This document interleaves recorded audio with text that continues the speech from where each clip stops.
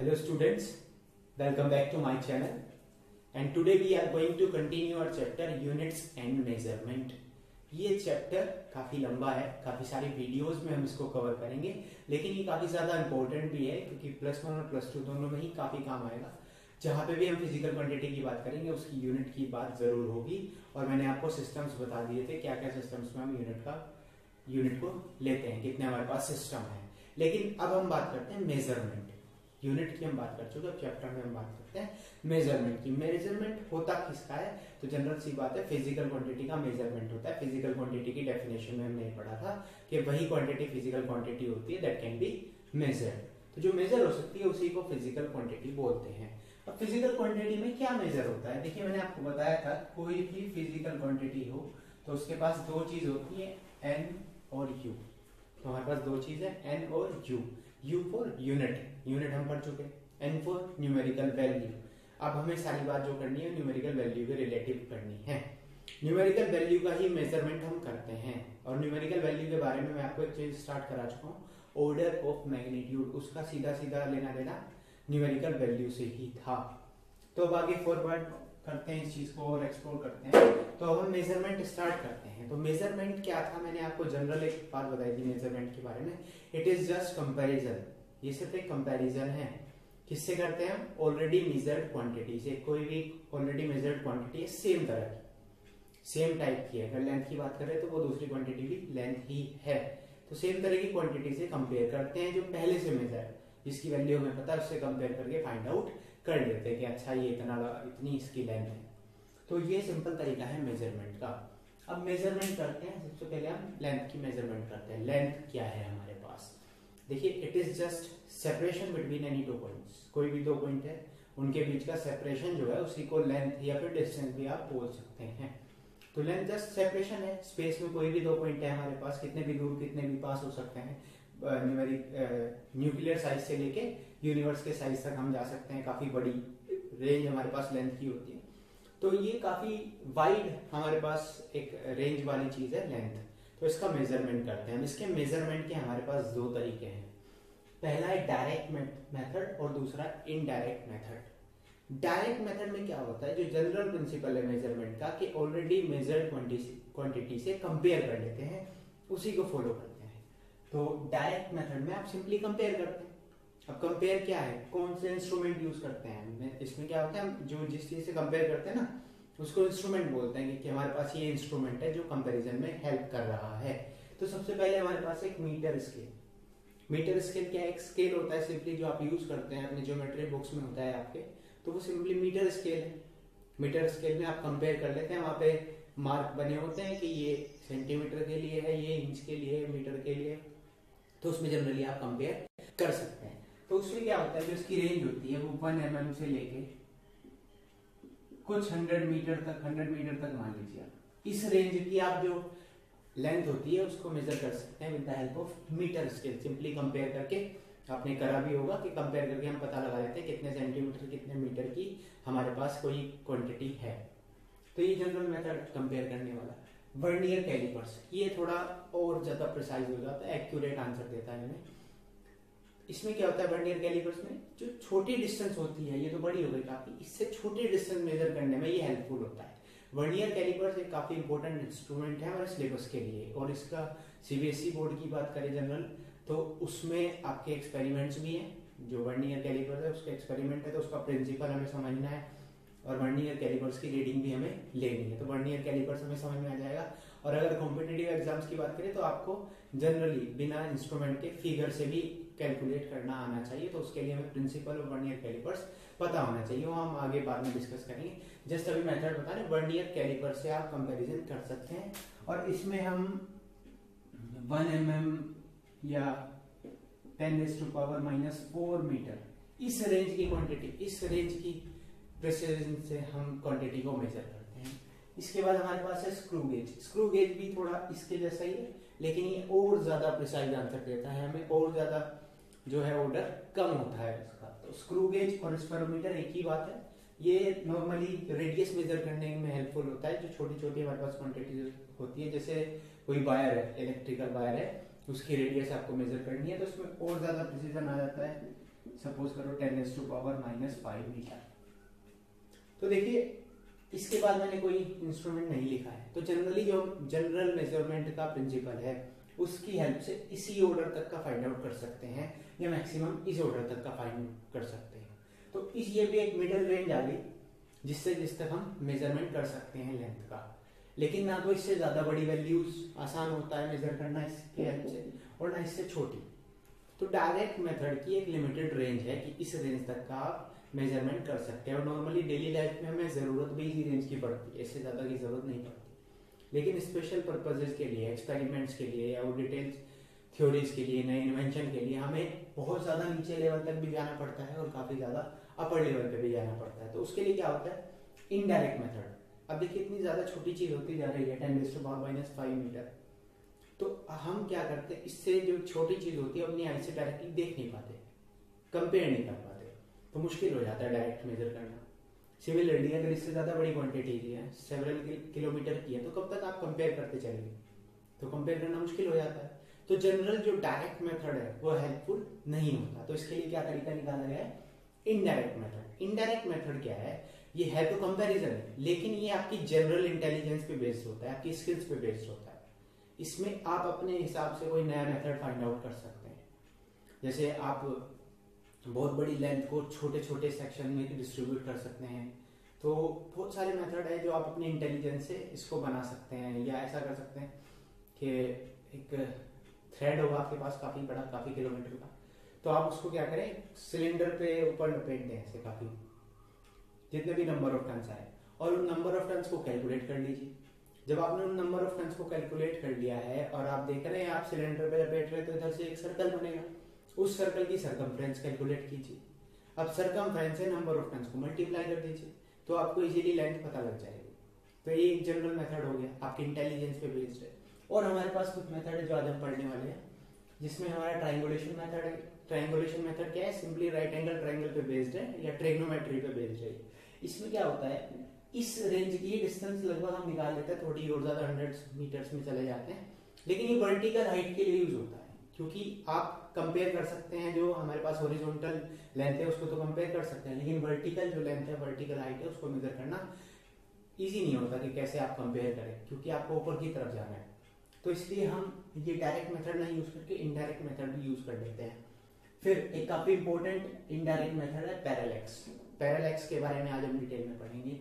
और ये जो दोनों ऊपर वाले हैं ना, ये लार्ज डिस्टेंसेस को मेजर करने के लिए, काफी ज्यादा लार्ज हो तो पैरेलैक्स ही यूज होता है, जैसे प्लैनेट्स की डिस्टेंस, सन की डिस्टेंस, मून की डिस्टेंस, तो ये सब मेजर करने के लिए पैरेलैक्स मेथड यूज होता है। फिर अगर हम छोटी डिस्टेंस की बात करें, जब हम एटॉमिक लेवल पे आ जाए, तो एटॉमिक रेडियस मेजर करने के लिए हमारे पास एवोगैड्रो हाइपोथेसिस है। एवोगैड्रो हाइपोथेसिस का यूज करके हम फाइंड आउट कर सकते हैं। मॉलिक्यूलर साइज निकालते हैं मॉलिक एसिड का यूज करके, काफी हेल्पफुल है, काफी सिंपल मेथड है और बहुत ज्यादा यूज होता है, molecular size by oleic acid. तो ये हमारे पास इनडायरेक्ट मेथड है जो आज हम पढ़ने वाले हैं। बहुत सारे हो सकते हैं, जितने भी आप इंटेलिजेंस से बना सके हैं भी काफी सारे। इंटेंसिटी मेथड है, कोपर्निकस मेथड है, लेजर मेथड, रडार, सोनार, और भी बहुत सारे मेथड हैं, लेकिन आज हम सिर्फ ये 4 डिस्कस करेंगे। ये तो जनरल कंपैरिजन है, इनमें तो इनका प्रिंसिपल पता होना चाहिए, आप कंपेयर कर सकते हैं, लेकिन इनको थोड़ा आज पढ़ते हैं डिटेल में। तो आज हम सबसे पहले इन्हीं चीजों को पढ़ेंगे इनडायरेक्ट मेथड में।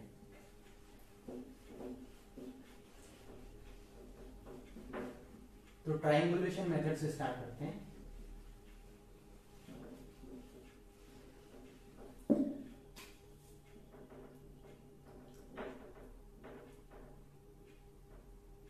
ट्रायंगुलेशन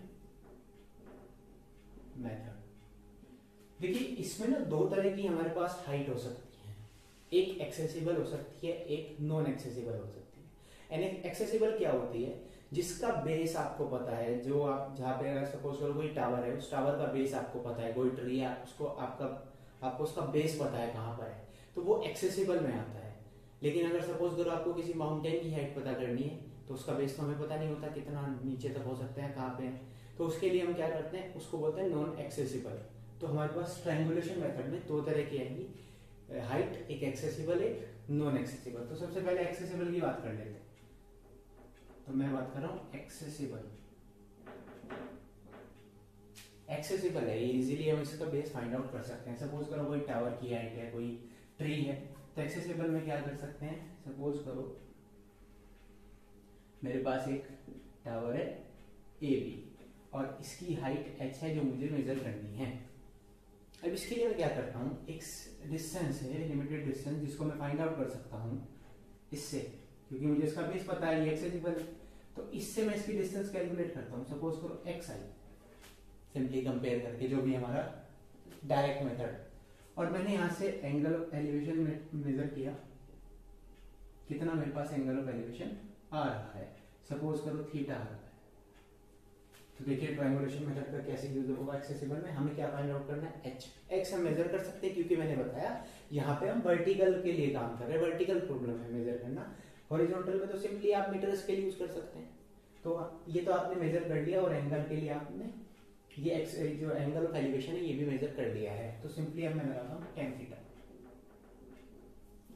टेन थीटा आपको पता है परपेंडिकुलर अपॉन बेस। तो यहाँ पे हमने अगर 90 डिग्री लिया है इधर, ये एंगल है, तो हमारे पास परपेंडिकुलर क्या हो गया h, और बेस हो गया x, तो h अपॉन x, तो h कितना आ गया x टेन थीटा। ट्रिग्नोमेट्री आप सब पढ़ के आए हैं 10th में, तो ये आ गया h equal to x ten theta. Theta angle of elevation calculate किया, x कैलकुलेट किया, पुट कर दिया, हमें मिल गया सिंपल। तो एक्सेसिबल वाला सिंपल है। अब बात करते हैं नॉन एक्सेसिबल। नॉन एक्सेसिबल में क्या दिक्कत है, हमें x नहीं पता है, हमें हाइट h मेजर करनी है, लेकिन हमें ये x नहीं पता है कि इसका बेस है कहां पर। तो उसके लिए हम क्या काम करेंगे, अभी हमने एक ऑब्जर्वेशन किया था, अब हम दो ऑब्जर्वेशन करते हैं। कैसे करेंगे, सपोज करो मुझे ये तो नहीं पता है, तो मैंने यहाँ पे एंगल ऑफ एलिवेशन कैलकुलेट कर लिया थीटा 1। अब मैं इससे थोड़ा दूर चला गया, इधर आ गया मैं सपोज करो, और पीछे आया, मैंने दूसरा ऑब्जर्वेशन किया और ये इसको मेजर कर लिया।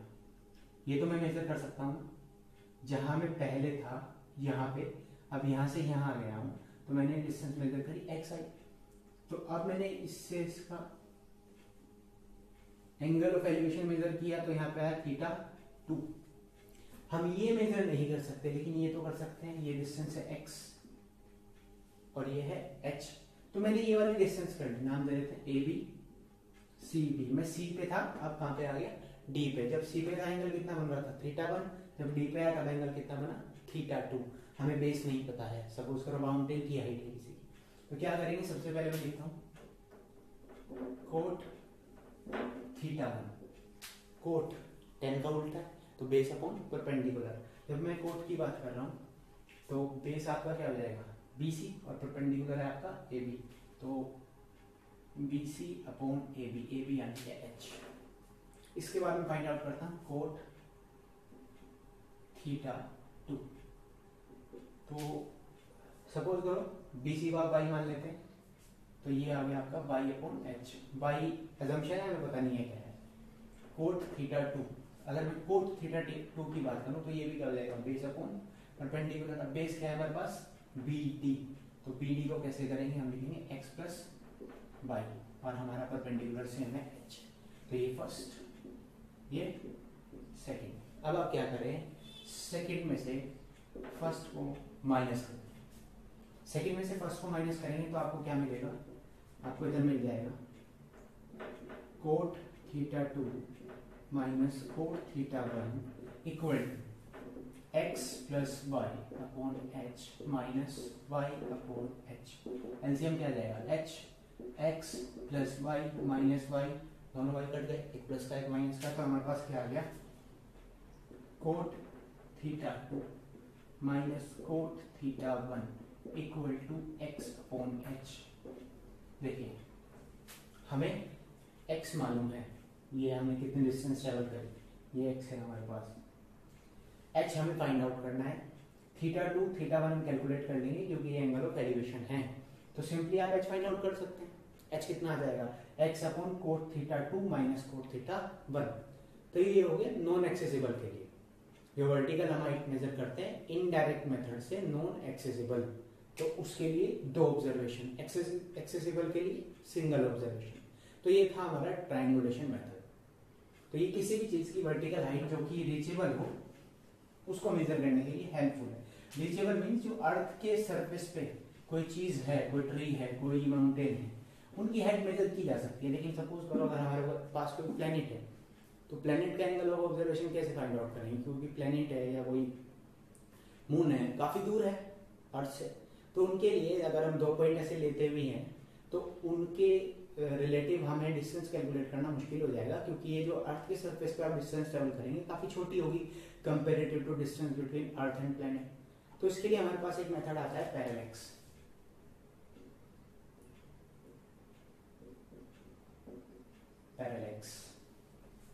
पैरेलैक्स मेथड में क्या है हमारे पास, देखिए जनरली एग्जांपल बताता हूँ। सपोज करो मेरे पास ये मार्कर है और मैंने मार्कर सामने रखा है, पीछे बैकग्राउंड है। अब मैं क्या कर रहा हूँ, अपनी एक आई क्लोज कर रहा हूँ, मैंने ये वाली आई क्लोज कर दी। अब एकदम से मैंने इसको मेजर देखा यहाँ पे ध्यान से, और मैंने अपनी ये वाली आई ओपन करी और ये वाली क्लोज कर दी। तो आप देखेंगे जो ऑब्जेक्ट है बैकग्राउंड के रेस्पेक्ट में रिलेटिवली शिफ्ट हो रहा है। तो यही जो अपरेंट शिफ्ट है, this apparent shift of object with respect to background when we shift our eye sidewise, जब हम अपनी आई को, अपनी आंख को साइडवाइज शिफ्ट करते हैं तो बैकग्राउंड के रेस्पेक्ट में जो ये ऑब्जेक्ट है इसकी जो भी पोजीशन है वो चेंज हो रही है। इसी को बोलते हैं पैरेलैक्स।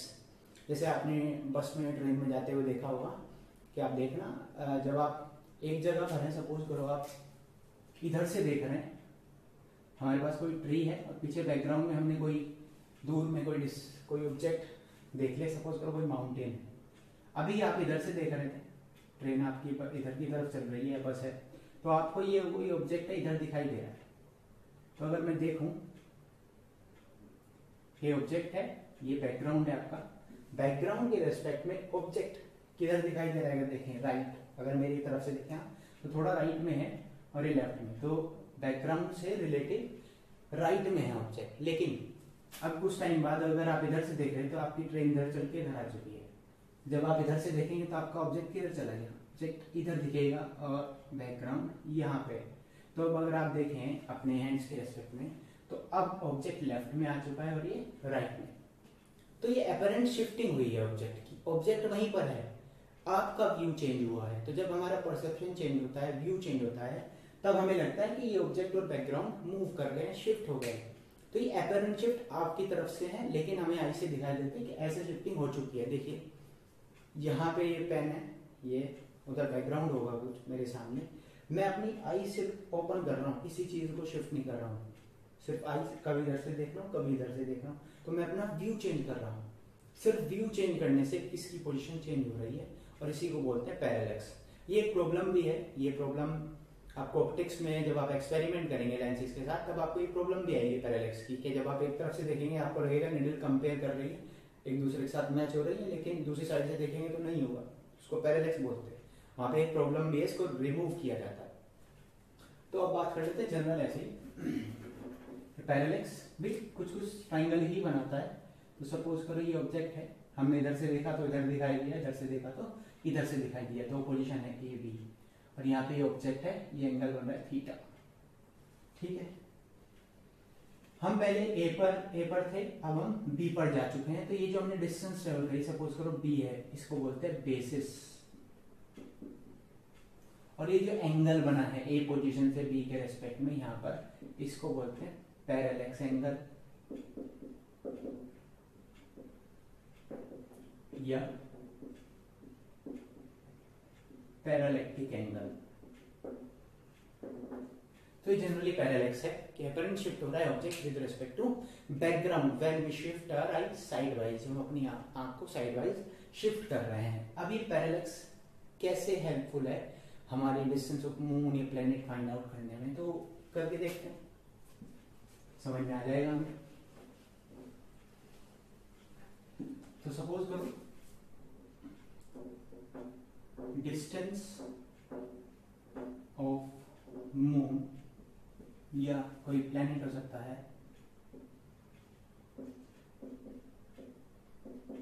फ्रॉम अर्थ, हम फाइंड आउट करना चाहते हैं डिस्टेंस ऑफ मून और प्लेनेट फ्रॉम अर्थ। तो देखिए सपोज करो ये मेरा अर्थ का सरफेस है, जनरली मैंने इतना कार मान लिया इसको, लेकिन होगा नहीं, ये मेरे पास अर्थ का सरफेस है, ये मेरे पास मून है यहाँ पर, या कोई प्लेनेट है, ऑब्जेक्ट मान लेता हूँ मैं इसको O। मैंने क्या किया, इसको पहले ए से देखा, ए डिस्टेंस से, ए पोजीशन से देखा, ठीक है। उसके बाद मैं क्या करता हूँ, मैं शिफ्ट कर गया हूँ बी पर। तो बी पर मैं ऐसे शिफ्ट किया कि जितनी डिस्टेंस ओ की ए तक थी, ए से थी, सपोज करो एस थी, उतनी ही डिस्टेंस कोई दूसरा पोजीशन है बी, वहां से भी सेम डिस्टेंस है। एज्यूम कर रहे हैं, क्यों एज्यूम कर रहे हैं, क्योंकि ए और बी अर्थ पे है डिस्टेंस और जो ओ है वो काफी दूर है। तो अगर आप कंपेयर करें तो ये एस काफी ज्यादा बड़ा होगा इस ए बी के रेस्पेक्ट में। तो इस केस में सपोज करो हम ए बी को बी मान रहे हैं और यहां से जब हमने ए और बी के एंगल को कंपेयर किया तो यहाँ पे इनके बीच में एंगल बना है थीटा। तो जो हमारा पैरेलैक्टिक एंगल है, ये पैरेलैक्स एंगल है, वो कितना है थीटा, और इसको हमने बेसिस को नाम दिया है बी।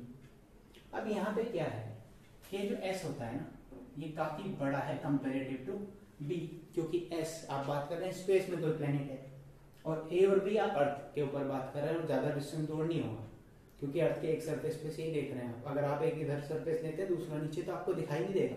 तो आप एक ही सरफेस पे देख रहे हैं जहां से आपको दिखाई दे रहा है सेम टाइम पे। तो ये डिस्टेंस बी जो है कंपेरेटिव टू एस काफी ज्यादा छोटी है। तो इस केस में हम क्या करते हैं, इस डिस्टेंस को स्मॉल बी को आर्क मान लेते हैं, आर्क, इस एंगल थीटा की आर्क मान लेते हैं। तो जब हमने आर्क मान ली है और थीटा हमारे पास है, ये डिस्टेंस हमारे पास है, दोनों सेम मान रहे हैं, तो क्या यहाँ पे arc upon radius equal to theta in radian का कंसेप्ट नहीं लग सकता, इजीली लग सकता है। तो यहाँ पे हम वही कंसेप्ट लगाएंगे, क्योंकि एस काफी बड़ा है बी से, हमने ऐसा देखा और ऑब्जर्व भी कर सकते हैं कि एस काफी बड़ा होगा। तो इस केस में हम क्या कर रहे हैं, इस बी को आर्क मान रहे हैं इस थीटा। तो अब हमने पढ़ा है theta in radian is equals to arc upon radius, arc upon radius. तो आर्क कितनी है, आर्क अगर हम देखें हमारे पास, आर्क हमारे पास है बी और रेडियस हमारे पास है एस। कैलकुलेट हमें क्या करना है, एस। तो एस कितना आ गया यहाँ से, डी अपॉन थीटा, और यहाँ पे जो थीटा है वो रेडियन में है। रेडियन में जब आता है पाई की फॉर्म में आता है, पाई की वैल्यू होती है 3.14 या 3.142 भी पुट कर सकते हैं आप, और बी आप मूव कर रहे हैं अर्थ के सरफेस पे, कैलकुलेट कर सकते हैं। तो आप एस एज्यूम कर सकते हैं, ये एक्यूरेट वैल्यू नहीं होगी, ये अप्रोक्सीमेट वैल्यू होगी, बिल्कुल एक्यूरेट वैल्यू नहीं है। एक्यूरेट भी मेजर हो सकती है, काफी ज्यादा प्रिसीजन चाहिए उसमें। एक्यूरेसी और प्रिसीजन क्या होता है ये हम आगे डिस्कस करेंगे, लेकिन ये काफी आसपास होती है एक्चुअल वैल्यू में। तो ये एक तरीका हो गया पैरेलैक्स। और भी तरीके से इस पैरेलैक्स मेथड को पढ़ा जा सकता है। यहाँ पे अभी तो आपने जनरल ऑब्जर्वेशन लिया होगा, आप पीछे कोई स्टार से भी कंपेयर कर सकते हैं। एक ऐसा स्टार लेते हैं जो इससे भी काफी दूर हो, काफी दूर एक हमारे पास स्टार है, तो जब हम उस स्टार को देखते हैं ना दोनों पोजीशन से, ए से भी और बी से भी, तो हमें वो ऊपर ही दिखाई देगा। तो उस स्टार का यूज करके भी हम कर सकते हैं। अर्थ का जो रेवोल्यूशन करते हैं उसके हेल्प से भी कर सकते हैं कि तो जो अलग अलग पोजीशन देखते हैं हम अर्थ की, कि अभी देखी थी 6 महीने बाद, उससे कंपेयर कर सकते हैं डिस्टेंस। तो ऐसे पैरेलैक्स में काफी सारे तरह के मेथड हो सकते हैं। हमने जनरल एक पढ़ लिया है कि सिंपली आर्क अपॉन रेडियस का कंसेप्ट यहाँ पे लगा है, और आर्क अपॉन रेडियस में मैं आपको थीटा बता चुका हूँ, रेडियन में कैसे कन्वर्ट कर सकते हैं जनरल डिग्री से। तो ये हमारे पास तरीका हो गया पैरेलैक्स मेथड। तो ये लार्ज डिस्टेंस के था, क्योंकि देखिए प्लैनेट की डिस्टेंस काफी दूर होती है, तो ये लार्ज डिस्टेंसेस के लिए हमने यूज किया था। अब लार्ज डिस्टेंसेस के लिए और भी बहुत होते हैं। इंटेंसिटी मेथड होता है, जिसमें आप क्या करते हैं, इंटेंसिटी कंपेयर करते हैं। इसमें आप एक ऐसे ऑब्जेक्ट को लेते हैं जिसकी इंटेंसिटी आपको पता है, और आपको ऐसी की डिस्टेंस कैलकुलेट करनी है जिसकी इंटेंसिटी आपको नहीं पता है या डिस्टेंस आपको नहीं पता है। तो इंटेंसिटी कंपेयर करके, इंटेंसिटी हम दोनों की कैलकुलेट कर सकते हैं। इंटेंसिटी कंपेयर करके हम फाइंड आउट कर लेते हैं डिस्टेंस। एक कोपर्निकस मेथड है, लेजर, रडार, सोनार और इको मेथड भी है। तो बहुत सारे मेथड है हमारे पास इस तरह के। तो ये हो गई लार्ज डिस्टेंस की बात। अब करते हैं स्मॉल डिस्टेंसेस का। स्मॉल डिस्टेंसेस का एस्टिमेशन करते हैं विद इनडायरेक्ट मेथड। तो मैंने आपको 2 मेथड बताए। पहला डिस्कस करते हैं atomic radius by Avogadro's hypothesis. देखिए अभी हम सिर्फ पढ़ रहे हैं इन चीजों को, आगे जब टाइम आएगा तो न्यूमेरिकल्स भी करेंगे हम इसमें। अभी जनरल न्यूमेरिकल वाला पार्ट ज़्यादा स्टार्ट नहीं हुआ है। इन्हीं को जो मैं पढ़ा रहा हूँ ये एक तरह से न्यूमेरिकल की फॉर्म में आते हैं, तो इनको आप कर भी सकते हैं, लेकिन अभी आने वाले टाइम में जब हम एक्चुअल न्यूमेरिकल पढ़ेंगे जो एग्जाम में भी आते हैं तो उसके बारे में डिस्कस करेंगे, जनरल मेथड समझ रहे हैं। तो एटॉमिक रेडियस हमें करनी है by Avogadro's hypothesis. Avogadro hypothesis में क्या है, हमें पता है हर एटम स्फेरिकल शेप का होता है। तो अगर हम कोई सब्सटेंस लें, कोई मॉलिक्यूल्स लें, तो उसमें एटम्स कैसे ऐड होंगे, स्फेरिकल। तो ये स्फेरिकल है सपोज कर। तो जब भी हम स्फेरिकल शेप के एटम्स की बात कर रहे हैं तो यहाँ पे एक फ्री स्पेस बच जाता है। ये जैसे फ्री स्पेस है, ये खाली है, इसमें कुछ नहीं है, फ्री स्पेस है। तो एवोगैड्रो ने इसी चीज का यूज करके एक हाइपोथेसिस बताई, इजी अजम्पशन का हाइपोथेसिस भी। हाइपोथेसिस मींस जस्ट स्टेटमेंट है, उसका कोई प्रूफ नहीं है, ऑब्जर्व किया गया होगा, उसका कोई प्रूफ ऐसा नहीं है कि जो आप प्रूफ पढ़े, जस्ट हाइपोथेसिस है। और वो हाइपोथेसिस क्या है, the actual volume covered by atoms in any substance is only 2/3 of the total volume of the substance. Suppose करो हम कोई सब्सटेंस ले रहे हैं 1 ग्राम का, तो उसमें जो एटम्स का एक्चुअल वॉल्यूम है वो जस्ट 2/3 ग्राम होगा, यानी कि 2/3 पार्ट कवर करता है एटम से। बाकी जो 1/3 पार्ट है वो एम्प्टी स्पेस होता है, फ्री स्पेस होता है, अकॉर्डिंग टू एवोगैड्रो हाइपोथेसिस। तो इसी हाइपोथेसिस का यूज करके हम एटॉमिक रेडियस फाइंड आउट कर सकते हैं। देखिए कैसे करते हैं। अगर मैं बात करूं, कोई भी सब्सटेंस है हमारे पास, if m is molecular mass of substance, then m gram of substance contains n number of atoms। तो अगर m मोलिकुलर मास है किसी भी सब्सटेंस का, तो जो m ग्राम ऑफ सब्सटेंस है उसमें n नंबर ऑफ एटम्स होंगे। n क्या है, n हमारे पास है एवोगैड्रोस नंबर। एवोगैड्रो का जो नंबर है कि जो एटॉमिक मास है, मोलिकुलर मास है, इसमें कितने नंबर ऑफ एटम्स होते हैं, जिसको आप एवोगैड्रो नंबर बोलते हैं। तो अगर मैं बात करूं number of atoms in 1 gram of substance, देखिए m ग्राम में कितने हैं, n, तो 1 ग्राम में कितने हो जाएंगे, n/m।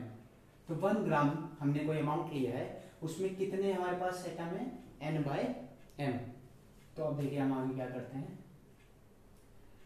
Late r be the radius of each atom। हर एटम सेम साइज का है क्योंकि सेम सब्सटेंस आपने लिया है। तो एटम है हमारे पास, नंबर ऑफ एटम जो है n/m है, और हर एक की रेडियस कितनी है, r। तो एक्चुअल वॉल्यूम जो कवर्ड होगी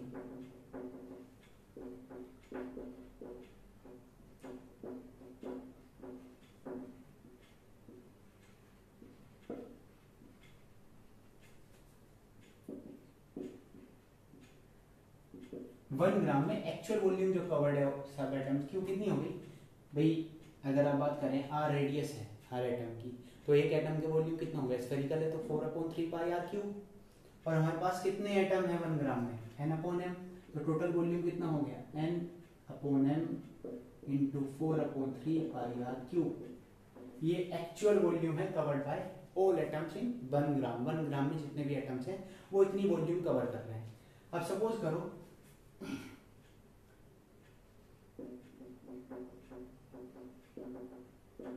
या टोटल वॉल्यूम ऑफ सब्सटेंस, अगर हम सब्सटेंस की बात करें उसका टोटल वॉल्यूम कितना है, v। टोटल वॉल्यूम कितना है, v, कि हमने v वॉल्यूम का सैंपल लिया है, लेकिन उस v में से इतना ही तो पार्ट है जो एटम से कवर्ड है, बाकी तो क्या है, फ्री स्पेस है। तो कितना पार्ट होता है, हमें पता है अकॉर्डिंग टू एवोगैड्रो हाइपोथेसिस, जो ये n/m है 4/3πr³, ये जस्ट 2/3 है इस v का, इस v का 2/3 पार्ट है। तो ये रिलेशन आपको समझ में आ गई। कैलकुलेट क्या करना है, एटॉमिक रेडियस, यहाँ तक हो गया। अब आगे अगर हम बात करें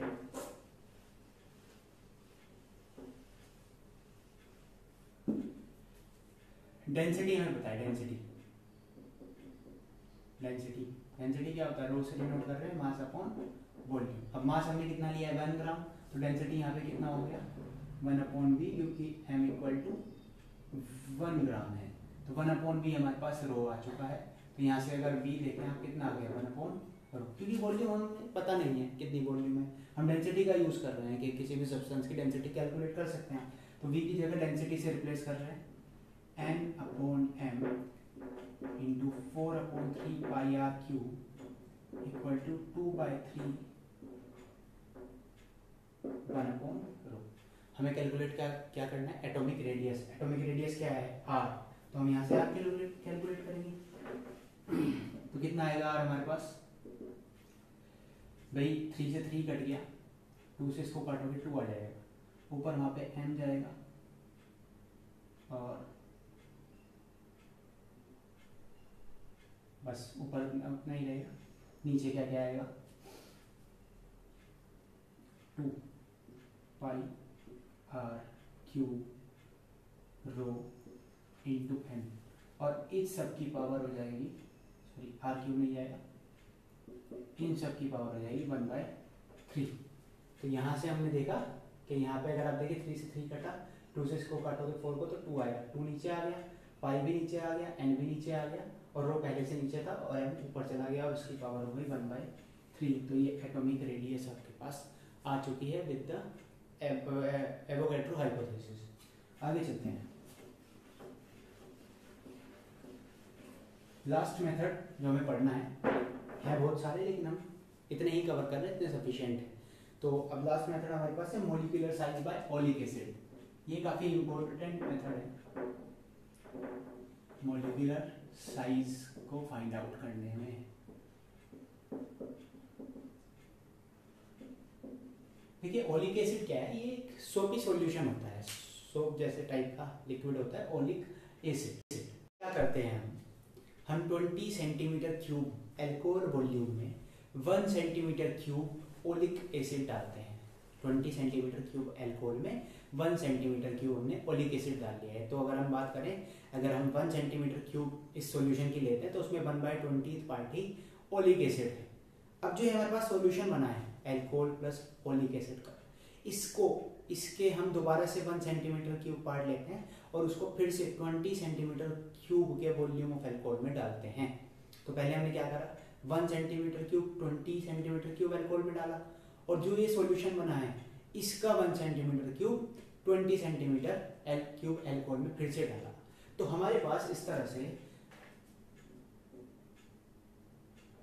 1/20 इंटू 20 ये पार्ट जो है ओलिक एसिड का हो जाएगा इन 1 सेंटीमीटर क्यूब।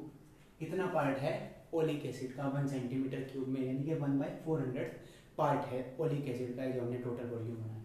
अब हम क्या करते हैं, इसकी एक ड्रॉप, ये जो सॉल्यूशन हमारे पास बना, किसी कंटेनर में वाटर लेते हैं और इस सॉल्यूशन की एक ड्रॉप उस वाटर पे आप डालते हैं। तो ये क्या करेगा, ये जो सॉल्यूशन है ये डूबेगा नहीं, इसमें से अल्कोहल तो एनवायरनमेंट में इवेपोरेट हो जाएगा और बचेगा सिर्फ ओलिक एसिड। तो ओलिक एसिड क्या करेगा, जो वाटर के ऊपर है वो वहां पे डिस्ट्रीब्यूट हो जाएगी, जो ड्रॉप है वो फैल जाएगी और एक थिन फिल्म बना लेगी। ये फिल्म इतनी थिन मानते हैं, इतना एज्यूम किया जाता है कि मॉलिक्यूलर साइज का ही है, कि जिसकी थिकनेस है इस फिल्म की, ओलिक एसिड जो सॉल्यूशन आपने बनाया है इसकी जो थिकनेस है वो सिर्फ मॉलिक्यूलर साइज की होती है। तो अब आप क्या करते हैं, सपोज करो हमने कैलकुलेट कर लिया, if each drop has volume equal to v, हर ड्रॉप का वॉल्यूम कितना है v, और सपोज करो हमने उस वाटर के ऊपर n ड्रॉप्स पोर कर दी है, उस सॉल्यूशन में से n ड्रॉप्स, तो total volume of n drops, तो टोटल वॉल्यूम हमारे पास n ड्रॉप्स पे कितना आ गया nv। तो ये तो पूरे सॉल्यूशन का था। अब इसमें से क्या हो चुका है, अल्कोहल इवोपोरेट हो चुका है, अल्कोहल हट चुका है, तो क्या बचा सिर्फ ओलिक एसिड। और हमने पढ़ा है अगर 1 सेंटीमीटर क्यूब आपने टोटल वॉल्यूम लिया है सॉल्यूशन का, तो उसका 1/400 पार्ट, तो उसमें क्या है ओलिक एसिड। तो हमारे पास total volume of oleic acid अगर हम कैलकुलेट करें, जो फिल्म बना चुका है, काफी बारीक फिल्म है, मोलिकुलर साइज की, कितना हो जाएगा, N/V डिवाइडेड बाय 400। तो इतना वॉल्यूम है सिर्फ हमारे पास ओलिक एसिड का, सेंटीमीटर क्यूब में अगर आप बात करें।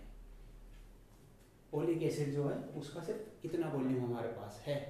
अब सपोज करो जो उसकी थिकनेस है फिल्म की वो T है और वो मोलिकुलर साइज की है, और हमने जो फिल्म देखी उसका हम एरिया कैलकुलेट कर सकते हैं, ग्राफ मेथड से कर सकते हैं, या उसको सर्कल मान के कैलकुलेट किया जा सकता है रेडियस फाइंड आउट करके उसकी।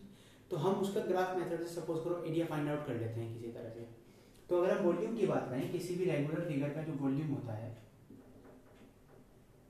वो होता है एरिया इनटू थिकनेस।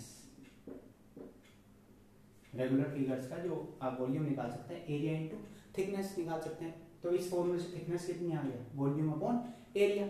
सपोज करो आपने जो एरिया कैलकुलेट किया है कैपिटल ए है, टोटल जो आपने एरिया कैलकुलेट किया कैपिटल ए है ग्राफ पेपर से, तो थिकनेस टी कितनी आ जाएगी, ये आ जाएगा वॉल्यूम अपॉन एरिया। वॉल्यूम कितना है, NV अपॉन 400 और डिवाइडेड बाय एरिया ए। तो हमारे पास ये थिकनेस आ चुकी है। तो हमारे पास थिकनेस आ गई, और ये थिकनेस हम लगभग एज्यूम किया जाता है कि मोलिकुलर साइज की होती है, और ये 10⁻⁹ मीटर के ऑर्डर तक हम फाइंड आउट कर चुके हैं। तो देखिए, हम जो जनरल मेथड हमारा डायरेक्ट मेथड था उसे 10⁻⁵ इस ऑर्डर तक की कैलकुलेट कर पा रहे थे, लेकिन इस इनडायरेक्ट मेथड से आप मोलिकुलर साइज फाइंड आउट कर सकते हैं इस ऑर्डर 10⁻⁹ ऑर्डर तक का। तो ये कुछ इनडायरेक्ट मेथड्स थे, ऐसे बहुत सारे और भी हो सकते हैं जिसमें आप छोटी डिस्टेंस को भी और कैलकुलेट किया जा सकता है। अब बात करते हैं इस लेंथ की रेंज कहाँ तक है।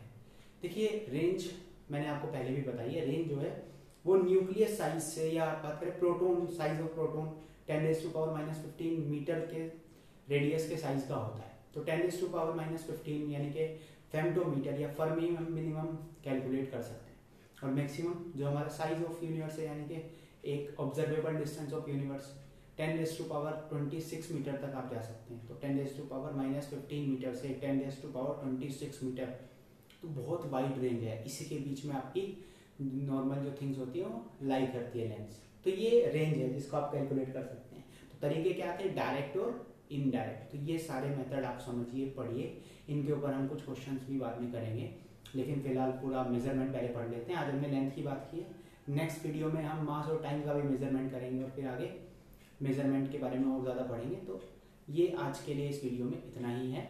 इसको अच्छे से समझ लीजिए, जो मेजरमेंट के तरीके हैं ये कॉम्पिटिटिव एग्जाम से भी इससे रिलेटेड काफ़ी क्वेश्चन आते हैं, और जनरली तो आ ही सकते हैं CBSE बोर्ड में, कॉम्पिटिटिव एग्जाम से भी काफ़ी आते हैं। तो थैंक यू फॉर टुडे।